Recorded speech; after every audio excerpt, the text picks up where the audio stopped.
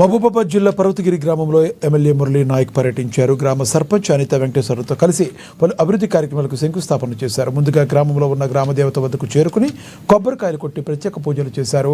10 ఏళ్లుగా అభివృద్ధికి ఆమడ దూరంలో ఉన్న గ్రామాన్ని అన్ని విధాలుగా అభివృద్ధి దిశగా తీసుకెళ్తామని పిలుపునిచ్చారు. పేద ప్రజల సంక్షేమే కాంగ్రెస్ ప్రభుత్వం ముఖ్య ధ్యేయమన్నారు. ఇక ఈ కార్యక్రమంలో డిసిసి అధ్యక్షురాలు భూక్యా ఉమా మురళీ నాయక్, సీనియర్ కాంగ్రెస్ నాయకులు, గ్రామస్తులు పాల్గొన్నారు.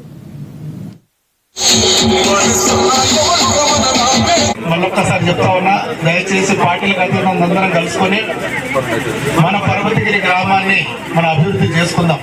ఎందుకంటే గత 10 సంవత్సరాలుగా బీఆర్ఎస్ ప్రభుత్వంలో నా సొంత ఊరు అని చెప్పేసి దీన్ని పక్కన పెట్టిన మాట వాస్తవం.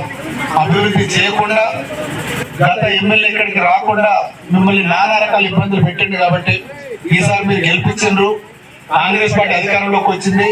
సంక్షేమ పథకాలు, అభివృద్ధి 2 సమపాళ్లలో మొదటి ప్రాధాన్యత ఈ పర్వతగిరి గ్రామం ఇస్తారని తెలియజేస్తారు.